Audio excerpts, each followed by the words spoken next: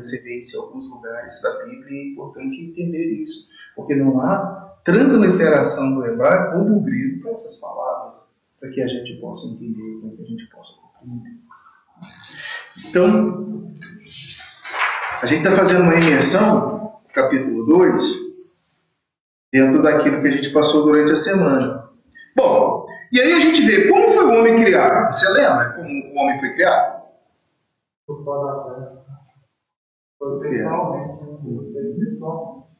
A terra é o processo de ligação do homem, mas o homem foi criado através das mãos de Deus. Deus poderia ter criado alguém imperfeitamente? Eu tenho que falar isso, gente, às vezes até redundante, você já sabe, para você entender o conceito de queda e de pecado e de pena. Porque se a gente não começar pelo capítulo 2, você não vai entender isso. Deus criou o homem bom, a coroa da criação. Olha como isso que a gente já definiu aqui. Deus, ao criar o ser humano, ele põe a mão na massa. Deus, ele vai lá, pega o barro, barro roxo. Ele faz aquele homem e ainda não terminou. Depois dele fazer o molde, o que ele faz? Qual a diferença de bios para zoe? Quem vai dar a bala hoje é do Nadinho. Vou eleger assim, mano. Dá noite. De brincadeira. Ficticiamente. Qual a diferença de bios para zoe? Quem tem papel para anotar, pode anotar aí. Escreva aí. Bio é vida. Vida biológica. É a biologia. É o estudo da vida, no processo natural, da forma de ser. Então, se você quiser anotar, bio vem de biologia, vida biológica. E Zoe? Vida também. Vida no sentido espiritual. Vida no sentido de, eu já paguei, de penalidade, de resultado. Porque a vida espiritual nada mais é do que o quê? O propósito pelo qual o homem, o ser humano, foi feito. No primeiro estado, perfeito. Coroa da criação de Deus. Mas não vai ser assim para sempre, né? Porque Deus plantou um jardim. Não poderia ser outra coisa, gente, mas Deus plantou, fez um jardim, colocou o homem num jardim. Por que Deus fez isso? Cultivar e guardar. Tem gente que fala assim, se eu descobrisse quem inventou o trabalho. Necessidade de trabalhar. Já no início o homem trabalhava, preservava, zelava, dava nome para os animais. Mas o jardim tem outros significados também, não é só para o trabalho. Alimentação. Sim, alimentação, os animais. O jardim tem um simbolismo imenso, que você vai ver lá em Apocalipse, lá nos textos escatológicos. O jardim é importante a gente entender. Mas não é isso tudo nosso jardim. Para você estudar um pouquinho sobre o jardim. É importante. A palavra Éden, alguém que sabe o significado? O nome Éden? Quem pesquisou? Falou. Paraíso, eu nem ouvi. Paraíso. Era o paraíso para o homem. Era o jardim, era o local. Ninguém sabe onde ficou. Né? O reverendo Augusto falou assim, mas se você quiser, na geografia, busca lá, no Mediterrâneo, lá e tal, você vai chegar. Não vai chegar, porque não existe Deus, ele não deixou pista onde era o paraíso, era o jardim. Deixou de existir o jardim, literalmente. Ninguém conseguirá chegar no local certo do jardim. Não há pista. E quem assistiu o vídeo, o reverendo brigando, ele falou assim, mas existem 2 rios que dá. Sim, mas o terceiro é onde? Mas ele cita lá, pastor, que o dilúvio mudou a geografia, né? Pois é. Mudou o curso do rio, mudou o que tem referencial. Quem sabe o paraíso aqui no Brasil? Eu acredito que Então, cuidado sim, Marisa. Ninguém vai saber, ninguém sabe. Deus ele é. Você acha que é no Brasil? Terra boa, nosso país é bom, José? Poxa, tudo que planta banana, né? Como é que é o negócio aí? Será que é no Brasil? Ceará? Somente contra ele, gente. Oi? Não é interessante também no próprio Gênesis que Deus coloca um anjo guardando a entrada, né? Ainda que alguém soubesse a localização, o acesso a ele seria impossível, né? Ninguém entraria. Ninguém entraria. Consequência do pecado. Consequência do pecado, a gente vai ver isso aí. Beleza? Para terminar aqui, ainda tem mais 3 perguntas, eu não vou focar isso aí. Questão do bem, conhecimento do bem e do mal era baseado em Deus. O que era certo, o que era errado, era errado. Então não há justificativa do homem desconhecer. Ele quis literalmente quebrar a norma, desobedecer a Deus e por isso ele pecou. Os puritanos tinham um conceito, e eu acho que é bem interessante isso para a nossa cultura aqui na imersão do capítulo 2, para entrar no 3, que o 3 é que vai ser fruto do nosso estudo realmente, mas sem ter dúvida você não pode entrar no 3, a palavra coromandel. Coromandel é uma palavra que os puritanos, eles trabalharam.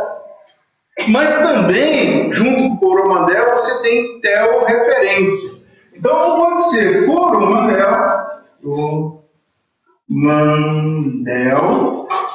ou teorreferência. Alguém sabe o que significa isso? Coromandel ou teorreferência? O que vem a ser coromandel ou teorreferência? Significa, gente, Deus é o referencial. Então, quando você diz que Deus é o meu referencial, jamais poderia, então, Adão, e aí a gente parte, da figura de Adão, se Deus fosse o referencial dele, jamais Adão deveria ter cometido o pecado da desobediência. Por quê? O pecado foi o comer do fruto proibido. Não é maçã, viu, gente? Não tem nada a ver com maçã. Quem criou aí que o fruto proibido é uma maçã? Mas poderia ser a fruta que você gosta aí, uma jaca. Quem gosta de jaca? Uma pera. Não. Poderia ser qualquer outro tipo de fruta, mas elegeram a maçã como sendo aí a representante do pecado. Não é maçã, isso é lenda. Tá? Isso aí é uma coisa criada. Agora, coromandel significa assim: Deus é a minha referência. E é por isso que os puritanos batiam nesse termo. Porque só existe um remédio para o pecado. Qual é o remédio para o pecado? Vamos lá, pode participar. Já não ouvi ainda. Qual é o remédio para o pecado? Para o ímpio, para aquele que ainda não passou pelo processo da eleição, ou para aquele que ainda não houve despertamento, como nós aqui já tivemos, arrependimento. E depois do arrependimento? Esse é o remédio. Em Cristo, porque nós somos justificados. E fora, também.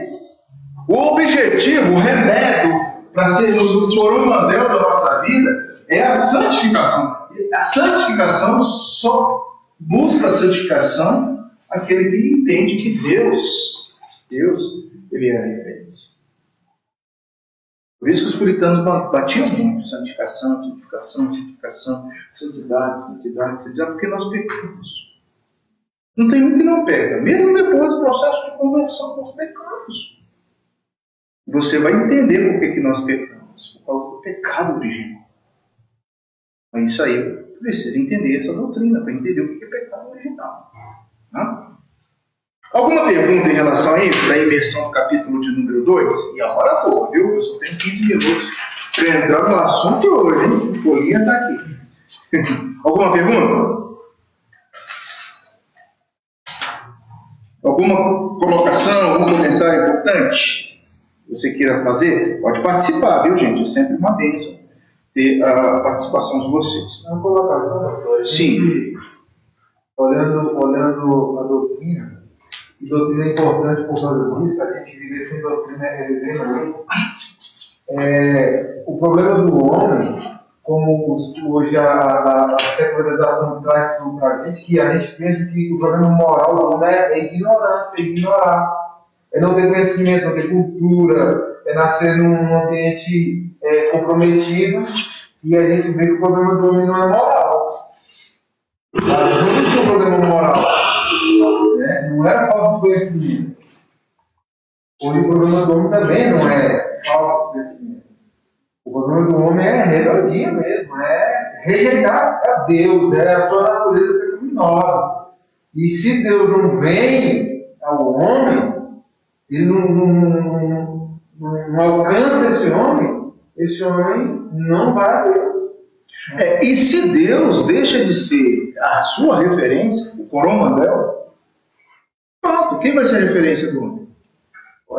Uma vez, pastor, eu conversei com meu irmão, ele é muito humanista, né? Ele estudou ciências sociais, etc. E ele argumentou dele forte. Ele, Fred, por que isso? Eu falei. Aí a luta toda é rejeitar Deus, né? A luta toda dos caras é ver todos os problemas em todos os lugares, menos no afastamento do homem entre Deus.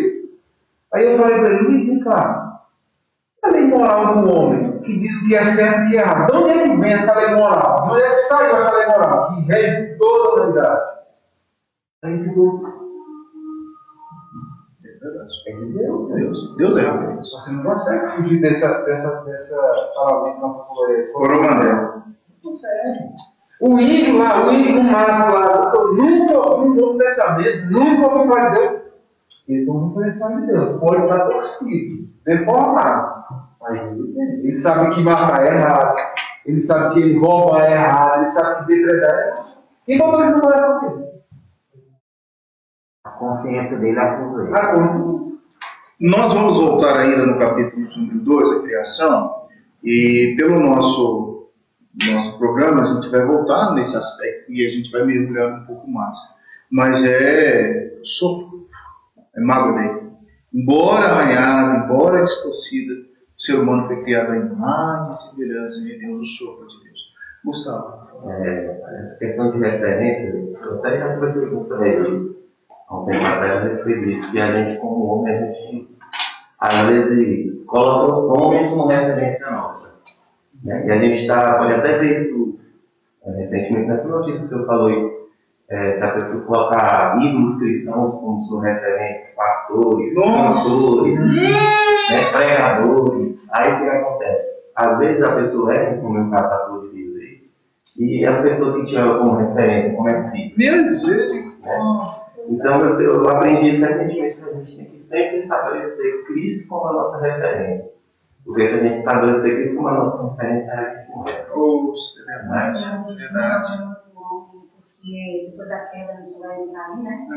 O caráter do homem ele ficou mal, né? Então, assim, o nosso caráter, ainda que cristão, o nosso caráter é mau. O nosso caráter é perverso.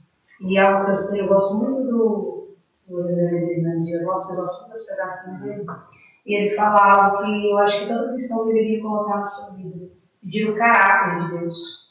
Porque a única forma que nós conseguimos vencer quem nós somos é o caráter de Deus em nossas vidas, porque nós podemos ser o melhor cristão que nós podemos quisermos ser, mas se o Senhor não colocar o caráter dele em nós, não tem como. Eu sou sem caráter, todo mundo aqui é assim. Todos nós. De quem faz o nós melhor é o Senhor. Se o caráter dele não estiver em nós, já é. Verdade. Pode falar, meu irmão.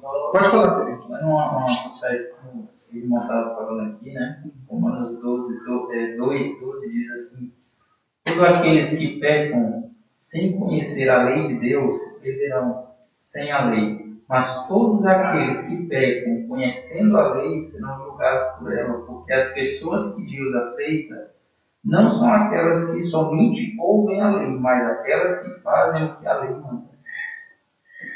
É verdade, meu irmão. É o que nós estamos estudando, eles estão exaustivamente me ouvindo aqui no Domingos pregar. Lei e graça. Graça e lei. As duas estão fundidas. Nós acabamos de ver um panorama muito superficial de Gênesis 2. A gente já vai voltar ainda, porque tem o conteúdo manda a gente voltar em Gênesis 2. A gente vai ver. Agora, veja só, Adão jamais poderia ter dito que ele não era capaz de vencer aquele impulso de comer o fruto proibido, de desobedecer. Porque a referência dele deixa de ser Deus, aquilo que Deus falou, aquilo, olha, o dia que você comer, você vai morrer, então não coma. Deus foi tão transparente para ele, com ele. Né? Então a referência dele deixa de ser Deus e passa a ser aquilo que, no caso de Adão, aquilo que a esposa falou, porque Satanás foi na esposa e depois Deus não cobra dela, cobra dele. Isso tem tudo um estudo por trás disso tudo aí. Tudo disso por trás. Oi? Nem isso. Ele poderia ter resistido até o segundo tempo. Mas por que ele comeu? E como a gente vê isso, né? É desprezar o que Deus fala para abraçar tudo que alguém está falando. É muito louco, né? Eu acho que é meio descabido falar disso assim agora, né? Mas assim, claro que tem coisas que fogem do nosso entendimento, né? O entendimento é bem limitado. Mas eu vejo assim que o Apocalipse disse que foi como cordeiro, né? Que foi imolado antes, né, na fundação do mundo. E pensar assim, que Deus criou um jardim maravilhoso, criou colocou, e é o intuito de viver, né, em plena comunhão, colocar uma árvore e dizer assim, olha, tudo foi de tudo, mas isso aqui não, assim, por que você coloca uma faca ao alcance da criança e diz, não pegue? Então, assim, eu acho que tem propósitos, coisas que fogem da nossa capacidade de entendimento. Né? Com certeza, com certeza. Até porque, irmãos, hoje nós temos a visão holística da Bíblia. Nós estamos aqui na antropologia, mas você tem a cristologia e você tem a pneumatologia. Então, são quadros que vão se enquadrando dentro desse processo. A antropologia, o estudo do homem, a luz cristã, bíblica, ele não está isolado, ele não está solto. A soberania de Deus é clara, é revelada na ação do segundo Adão. Mas aí é cristologia, a gente não vai entrar nesse mentira. Quando a gente estiver estudando cristologia, você vai ver o papel do segundo Adão. O que Cristo, como sendo o segundo Adão, ele fez? Ele fez aquilo que o primeiro Adão fez. E você sabe o que Cristo fez. Então, nossa folha de hoje, nosso assunto de hoje, nossa introdução, você tem. Depois eu vou colocar o seu telefone para vocês receberem o material também. Mesmo quando não puder vir, vai receber e vai participar. Eu espero que vocês possam vir mais vezes com a gente aqui, tá? Vai ser bênção. Queda, pecado e punição. O que seria isso aqui? Eu quero sugerir para vocês. Os estudos que nós estamos fazendo aqui é a base desse livro. Esse livro você pode comprar. Estudos Bíblicos Doutrinários, é o Tesouro Teológico da Confissão de Fé de Westminster. São 36 roteiros práticos de Elisiel Peixoto de Andrade. Você pode adquirir, é da editora Cultura Cristã, nossa editora. Tá? E também você pode adquirir os símbolos de fé. Meu tabelinho, que eu utilizo desde o início da minha jornada. Completei agora 25 anos de ministério, então tem 25 anos disso aqui. Mas você tem PDF, baixa isso grátis na internet, já tem domínio próprio. Ou se quiser comprar um livrinho, baratinho na Casa Editora Presbiteriana mesmo. São os símbolos de fé. Bom? Então, o nosso estudo tem baseado dentro desse roteiro. E na nossa folhinha, você tem aqui Confissão de Fé de Westminster, falando sobre a introdução geral da queda do pecado e da punição. Você tem Catecismo Maior, perguntas 21 a 29, e você tem o breve catecismo. Eu vou deixar a Confissão de Fé e o Catecismo Maior para você estudar em casa. Bom? Porque aqui a gente não tem tempo. E, como eu gosto muito do breve catecismo, o breve catecismo era o sistema didático, era o currículo que era ensinado para os adolescentes. Então, os adolescentes do século XVI, XVII, os puritanos, eles sabiam muito do breve catecismo. E hoje, nós pastores estamos ensinando o breve catecismo para a igreja. Porque nós chegamos no século XXI desconhecendo o breve catecismo. Coisa que criança e adolescente dominava, porque era assim, breve catecismo até a adolescência, depois catecismo maior, jovens e adultos, era a Confissão de Fé de Westminster. Então tem um grau de dificuldade aí, e esse grau de dificuldade você vai estudar em casa e durante a semana você vai perguntar no grupo, porque no grupo todo mundo vai ficar sabendo, não é vergonha. Utilize esse grupo é para estudo, tá? Para a gente ir colocando coisas, fundamentando o nosso estudo, como a gente colocou na Clodilise aí, do reverendo Augusto aí, do capítulo 2. Bom? Então, quem está com material, pegue aí breve catecismo. Dê uma olhadinha. Breve catecismo, perguntas 13 a 20. Cadê seu material, rapaz? Cadê o celular? Deixa eu gravar. Deixa eu gravar. Tá bom. A primeira pergunta que está aí, quem tem o material? Lê para mim a primeira pergunta. Nossos primeiros pais conservaram-se no estado em que foram criados? Essa é a primeira pergunta, mano. Essa é a primeira pergunta para nós, irmãos. Nossos primeiros pais conservaram no estado em que foram criados? A primeira coisa que eu tenho que ver aí, e que horas são, quantos minutos eu tenho, é a questão do estado original. Já vimos aqui, por isso que Gênesis 2 é importante para a gente entender. O estado original foi o estado perfeito.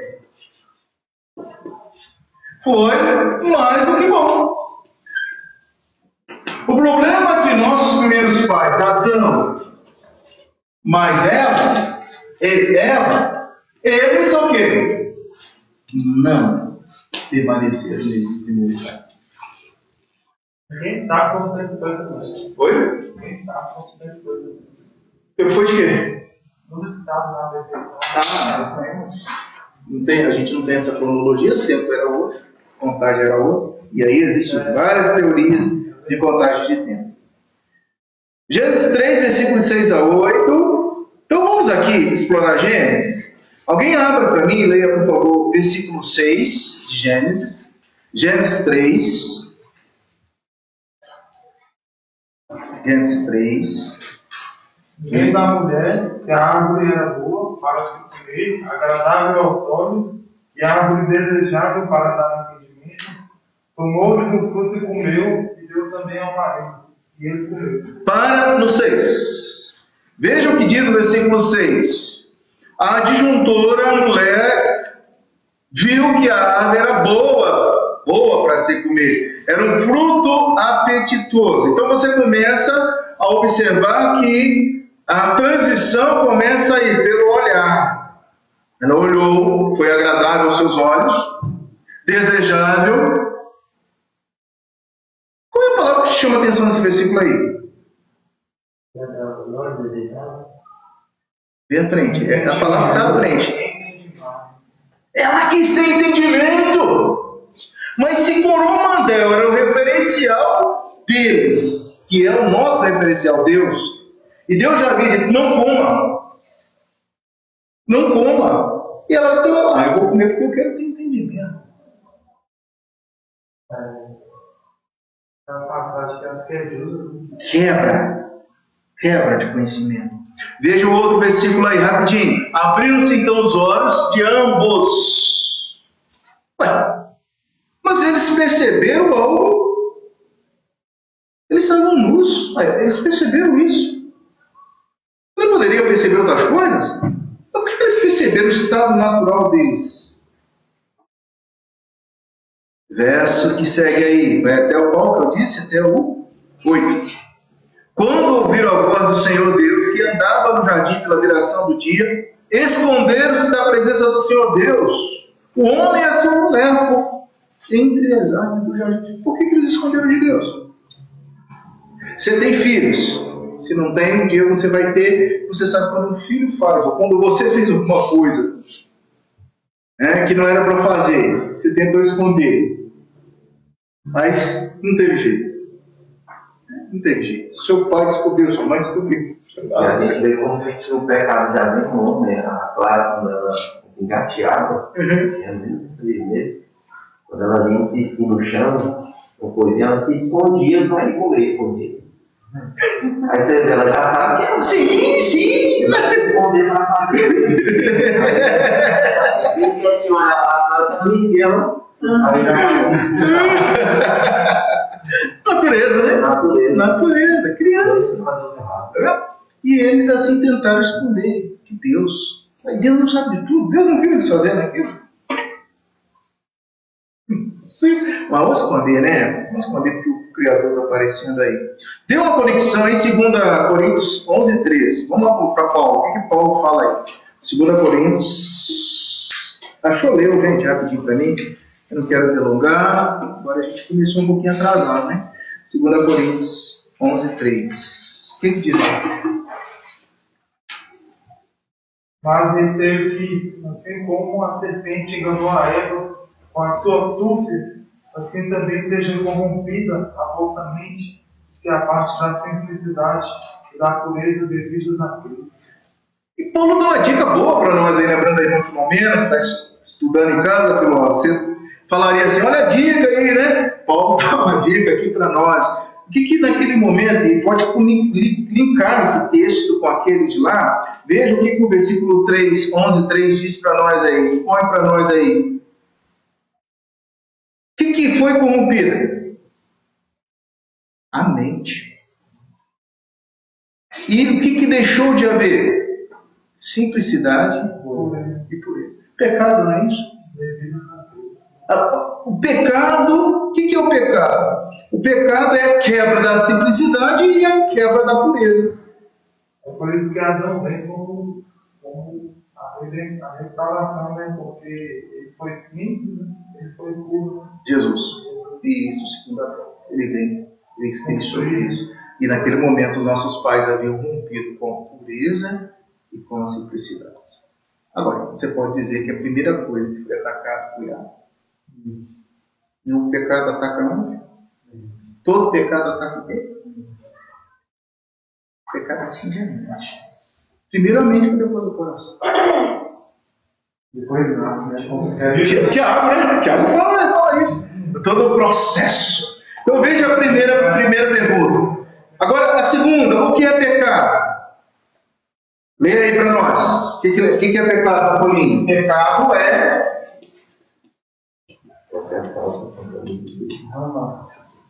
Isso. Pecado é qualquer falta de conformidade com a lei. Então, pecado é falta da lei, conformidade da lei. O que mais que diz a definição? Ou qualquer transgressão desta lei. Então, falta da lei ou transgressão desta lei. O que você insere na sua mente? O papel da lei é fundamental no cumprimento, no combate ao pecado. Então, quando Jesus disse que ele não veio abolir a lei, não veio revogar a lei, mas veio o quê? Cumprir. O que Jesus estava falando? Que para você chegar ao aspecto da graça, você tem que passar pela... A lei está inserida na graça. E o pecado nada mais é do que o quê? A Paulo fala sobre isso, né? quebra de lei. Então, Salvo pela lei de maneira nenhuma, mas pela lei sobre o pecado. Tá? O bem que eu quero fazer isso não é o pecado original. Mas o mal sempre está diante de mim. Eu tenho que entender que minha antropologia, minha natureza é uma natureza pecaminosa. Eu tenho que entender isso. Eu tenho que entender que do coração do homem, da mente do homem, se não for Cristo, não jorra boas coisas. Esse é o aspecto. Vale a pena frisar, né, pastor, que o estado de livre-arbítrio e inocência foi original, né? Hoje nós somos, nossa vida está corrompida, né? Vamos estudar isso. Por quê? Por que aquele estado de perfeição, de pureza foi danificado? Por causa da desobediência, por causa do pecado. Hoje nós aprendemos uma coisa interessante, por causa da cauterização, usando a própria fala do Paulo, por causa da cauterização da... É por isso que Efésios fala, olha a mente, coraça, né? As armas, tem mentes lá, cuidado. Satanás, ele se preocupa com a mente daqueles que são, ou que estão. Tem um livro chamado Batalha pela Mente. Eu estava conversando com a minha mãe, essa semana ainda, né, mãe? O perigo do cristão cauterizar a mente. Ver o erro e dizer assim, mas isso não é isso, é gente boa, cara, é gente boa nesse ponto, mas é cauterizar a mente. É pegar um ferro quente e colocar numa ferida aberta, isso é cauterizar. Queimar. A sensibilidade vai embora. Aí daqui a pouco tem um crente que vê absurdo, esse dia dentro da igreja e está doente, cauterizado. Não se incomoda com o engano, com ele. Tantos faz, tantos fez. Eu fico incomodado quando eu vejo um crente comungando com ele. Eu acabei de gravar uma parte da aula de domingo, não deu para gravar tudo, porque trouxe o computador hoje, não funcionou do jeito que eu estava fazendo, procurei outra forma. Mas eu estava gravando justamente isso, característica daquela terceira corrente que diz que o avivamento já está acontecendo no Brasil. Né? Porque você sabe, a gente tem estudado sobre o avivamento no Brasil a partir da década de 60. Uma corrente, um pensamento diz que nunca vai haver avivamento no Brasil. Outra corrente diz que poderá haver um avivamento, sim, bíblico, genuíno no Brasil. E a terceira diz que já aconteceu desde a década de 60, está acontecendo. E uma das características que defende isso é justamente isso que você falou. Extrai-se a Bíblia, a palavra de Deus, e coloca entretenimento no culto. Você vai gostar. Porque a palavra de Deus ela é confrontadora. Olha, se você vem à igreja e nada te confronta, alguma coisa está errada. A palavra de Deus ela é contundente. A palavra de Deus diz para você, você é pecador. Você carece da justificação, da misericórdia, da graça. A lei é dura, lex sed lex. O que é isso? No direito a lei é dura, mas é lei. Então quando Deus diz assim, não adulterarás, não adulterarás. Mas se eu pensar, disse Jesus, já adulterou. Então Jesus ele veio, ele arrebentou esse aspecto, ele aprofundou na questão da graça. Agora, eu tenho uma vida fácil, uma vida em que o entretenimento, em que o subjetivismo, em que a experiência, e o estudo diz que o avivamento em que as igrejas pregam no Brasil é um avivamento de testemunho, onde o ex é mais do que a palavra de Deus. Eu era ex-traficante, eu era ex-bandido, eu era ex-homossexual, eu era ex-isso, e quantas vezes você ouviu testemunhos e a pessoa ia vir. Bom, isso é assunto para escola dominical, estou dando spoiler aqui, que está na cabeça ainda, está estudando ali, para falar justamente isso que você acabou de falar, mentes cauterizadas. Aí quando eu vou numa igreja, ou quando eu pego fatos, casos da hora, eu fico pensando, por que isso? Por que aconteceu isso? Porque no período da década da existência, da nossa existência, extraíram a objetividade da palavra, da Bíblia, e colocaram testemunhos, e colocaram milagres, e colocaram curas, e colocaram outras e outras coisas. Mas se ele operou um milagre, é Deus, irmão. Pastor, vou contar o senhor rapidinho. Irmão Bob, trabalhando com o irmão Bob falou que tinha uns missionários, a sua mãe conhece. um tal de pássaro, ele abria assim o paletó. Era bom. O som do pássaro. Aí o povo que tosia e levava esse pessoal para todo lado. Gente, esse povo era profeta. Ele era profecia assim, via os teus pensamentos. O povo vai jogar esse pessoal no focinha dele. Quem lembra que você também no início tinha uma erosão aqui embaixo? E o corpo dentro do carro, e esses caras escarneceram. Os caras tinham acabado de pegar uma vigília, e a glória de Deus inundou a igreja, e eles estavam escarnecendo. Querem falar com Deus? É o corpo, dirigindo para o seguinte. Parou justo, desceu do carro, deu outro doido. Ele ficou lá fora, bem assim. Aí ele disse: desceu, e no corpo dele, ele falou assim: eu estou com medo de Jesus voltar. E eu estou aqui com vocês e eu vou ficar junto com vocês, porque vocês são escarnecedores. Aí ele se casou, quem conhece ele sabe. Gustavo Josué. Bom, bora seguindo aqui, que a gente estava falando sobre o pecado. Todo gênero humano caiu na primeira transgressão de Adão? Sim. Por que todo gênero humano caiu na primeira transgressão de Adão? Ah, mas quem pecou foi Adão, por que eu tenho culpa? Qual é a minha culpa nisso? Então tem lá, você deve estudar essa folhinha, e você vai ver na confissão de fé algo que eles colocam assim, ó, sendo ele o tronco de toda a humanidade, o delito de seus pecados foi imputado aos seus filhos. Processo de imputação é algo que é delegado, tá? E a mesma morte em pecado, é o 3, bem como a sua natureza corrompida, foram transmitidas a toda a sua posteridade, que deles procede por geração ordinária. Então, o que você tem aqui é uma questão: geração ordinária. O que seria uma geração ordinária? Alguém sabe? Geração ordinária. Se é ordinária, tem a extraordinária.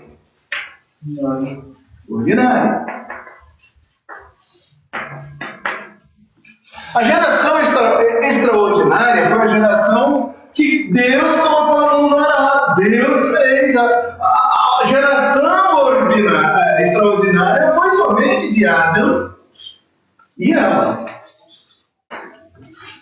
A partir deles, nós temos a geração ordinária. Entenderam?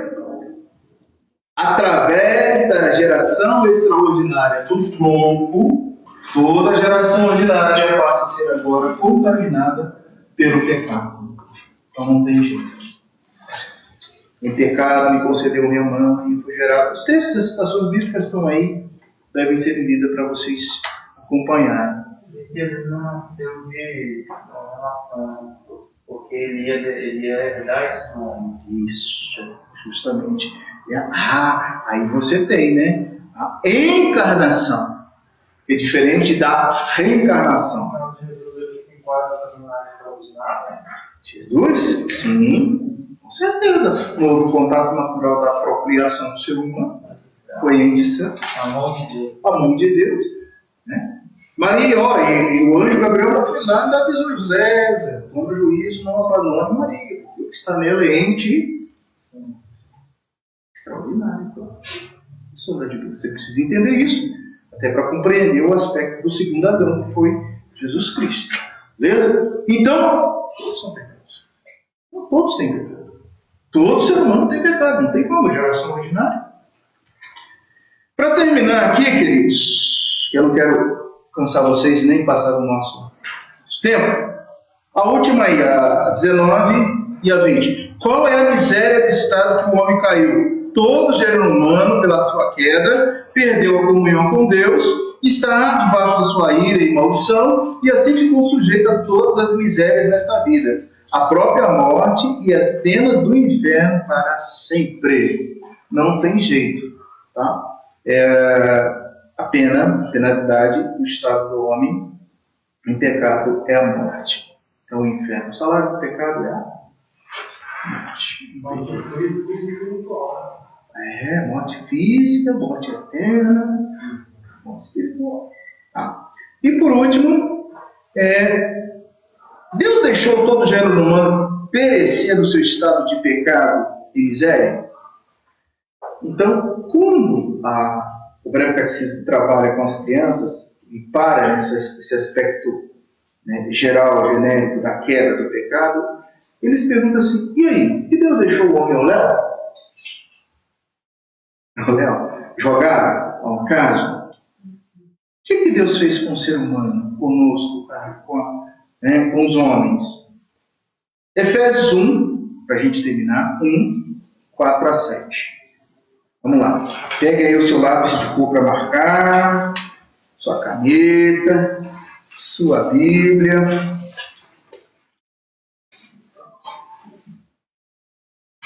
Eu tenho aqui, eu brinco com o pessoal, lápis de cor, uma caneta, a Bíblia e um papel. Aí a gente vai pintando, a gente vai escrevendo. Então, versículo 4. Quem quer ler aí que não participou e gostaria de ler? Versículo 4. 1:4 de Efésios. Antes da criação do mundo, Deus já nos havia escolhido para sermos dele por meio da nossa união com Cristo, a fim de pertencermos somente a Deus, nos apresentarmos diante dele sem culpa. Muito bem. Então veja, que coisa maravilhosa saber que Deus não deixou o ser humano, o gênero humano, no seu estado de pecado. No sermão de domingo, às vezes eu fico vendo e revendo. Você não cansou de ver e rever, não? Porque às vezes eu falo e vou analisando aquilo mesmo que eu falei, e no sermão de domingo eu falei uma coisa: não dá para você escolher a Deus, mas eu escolho Deus, ou eu rejeito Deus, perceberam? A forma enfática como eu falei aqui, porque não dá. Porque antes da fundação do mundo ele já te escolheu. Não brincava, não. Qual é o nome da praça nossa? Não, para não é um cantor. Ah, do Thales. Ixi. Tem a música, né? Não dá. Não tem como, Não tem como. O Augusto, ele fala algo que é interessante e é difícil de compreender. Ele não falou sobre o livre-arbítrio, e ele fala que não existe livre-arbítrio do homem. O livre-arbítrio do homem é enganoso, porque ainda que você ache que você tem livre-arbítrio, você querendo ou não quer Cristo, ok, mas mesmo assim você não tem livre-arbítrio, você é servo de Satanás. Não existe livre-arbítrio do homem. O livre-arbítrio ele é enganoso. Então, assim, às vezes nós achamos, não, eu vou fazer porque eu sou livre. Não, você não é livre, você é escravo de Satanás. Ou eu vou fazer porque não existe livre-arbítrio. A gente acha que nós somos livres, mas nós somos ou escravos de Cristo ou escravos do diabo. Não tem pra onde. Coromandel. Qual é a sua referência? Se Deus é Coromandel. Se não é Coromandel, é Satanás. O próprio livre-arbítrio é espiritual, né? Muita gente acha que eu posso pegar uma cadeira daqui e colocar ali, eu posso ter uma relação com Deus. Né? Aí é livre-arbítrio. Mas na verdade é um livre-arbítrio espiritual. Livre regência, livre agência, tá? São outros termos que a gente usa. Porque Deus ele não te fez marionete. Nós falamos isso no estudo passado, né? Deus não te fez marionete. Esse é o termo realmente teológico que eles se debateram lá, como se Deus tivesse amarrado algumas cordinhas no seu dedo e colocado sobre a sua cabeça e dirigisse você para lá, dirigisse você para cá, e você fosse uma marionete de Deus. Deus não fez isso. Ele te deixou com liberdade, com certa liberdade, mas liberdade condicionada. Porque toda liberdade que não é condicionada é libertinagem. Libertinagem é uma coisa. Livre agência e livre regência é outra. E predestinação, decreto, tudo aquilo que a gente estudou a respeito de Deus, aí, da doutrina de Deus, é bem diferente. Eu falo assim com respeito ao homem espiritual, realmente é muito bom. Deus te deixou com liberdade para você comprar uma casa, escolher comprar uma casa, escolher o nome do seu filho, morar em Santa Maria. Ele não vai interferir nisso. Agora, se você é um homem espiritual, você vai consultar Deus. Deus, qual seria o melhor nome do meu filho? Coromandel. Põe o nome do seu filho Coromandel, viu, amor? Nossa, a gente ia brincar, gente. Então, ele vai consultar Deus. Falando sim, em relação à questão da escolha e também em questão do livre-arbítrio, né? Uhum. A gente sabe que, se for puxar bem, mesmo quando o livre-arbítrio, quando a gente tinha a oportunidade de fazer a escolha, o homem escolheu a Deus, né? Ele não tem capacidade. Então, assim, o homem, de forma alguma, nem na lei do Egito, nem no livre-arbítrio, ele tem capacidade de fugir da dependência de Deus. Isso. Nunca ele vai conseguir. Totalmente. Quando ele teve a capacidade de escolher, ele não escolheu Deus. Ele não optou por Deus, né? Ele optou pelo fruto. Se você respondeu positivamente, é porque antes disso, Deus fez uma obra chamada regeneração. Para você conseguir responder positivamente a esse chamado. Então, é a atuação de Deus desde o si. Sim. Antes da fundação do mundo. A gente está falando isso por causa da citação do texto aqui, né? Bora correndo aí, o 5. Nos predestinou para ele, para a adoção de filhos, por meio de Jesus Cristo, segundo o beneplácito da sua vontade. Você é filho adotivo, através de Cristo Jesus, pelo amor excelso da vontade de Deus. Não tem como fugir disso. E fechando essa questão aí, 6 e 7, para o louvor da sua graça, que ele nos concedeu gratuitamente no amado. Tudo é para a glória, tudo é para a honra, tudo é para a graça de Deus, para que você venha, no qual temos a redenção pelo seu sangue e a remissão dos pecados, segundo a natureza da sua graça. Deveria pintar, eu já circulei várias palavras aqui, mas eu vou pintar, o versículo de número 7, que ele é altamente teológico e encaixa nessa questão da queda, do pecado e da pena. Então veja, você foi redimido pelo sangue, pela remissão dos seus pecados, pelo sangue de Cristo, mediante a graça. Já foi merecido. Como o senhor falou, né? Se o Senhor deixou a palavra do Senhor disse, como confissão de fé, né? Se deixou o Léo, lá mesmo no fez o Senhor, quando ele traz as consequências da serpente, ao homem, ele já tem que falar também sobre, né, já o plano de redenção, né? Sobre a descendência da mulher. E é tão lindo isso, né? A gente vê que Deus ele nos amou antes da fundação do mundo. Foi feito surpresa, né? Amém, queridos? Então a gente termina o nosso estudo por aqui. Tem muita coisa e vai ser assim. Eu não deixe de estudar em casa, não espere só aqui não. Vai pegando seu material, vai estudando, dúvidas surgindo, fale comigo. E poste no grupo se você quiser. Se você quiser pessoalmente, particularmente, me chama no pessoal particular que eu vou te responder. E a gente partiu hoje do mais fácil para o mais complexo. Então você tem aqui do mais fácil para o mais complexo. E vai ter toda uma visão, uma percepção introdutória. Se você sair daqui hoje entendendo o que é queda, o que é pecado, o que é punição, você já de forma geral, você já pegou o start do nosso estudo. Então, nós podemos definir queda da seguinte forma. O que foi a queda? A queda foi o ser humano, Adão, ter distanciado do projeto original. Queda nada mais é do que um distanciamento do projeto original de Deus. Você quer. O que é? Você está andando, tem uma pedra no meio do caminho. O que vai acontecer com você? Você vai tropeçar e vai cair. Então a queda. A queda foi o que? O tombo. A queda foi o que? Foi o distanciamento. A queda foi o que? Foi a separação do projeto original de Deus. Total separação. Total separação. De todo de fora. Total declaration. Total separação. Pecado. Você sair daqui com o conceito de pecado, pecado é, vamos falar, qualquer transgressão contra a lei de Deus. Olha aí, qualquer transgressão contra a lei de Deus. Isso é pecado. A partir de hoje você vai sair daqui sabendo o que é pecado. A Bíblia fala isso, você faz isso, pecou. Qualquer transgressão contra a lei de Deus. E punição. Punição é pena. A punição é pena. Do pecado, o salário do pecado é a morte. A punição é a morte. A punição é a morte. ainda que tenha sido a morte daquele que nunca pecou, em seu favor, em nosso favor, nosso Senhor Jesus Cristo.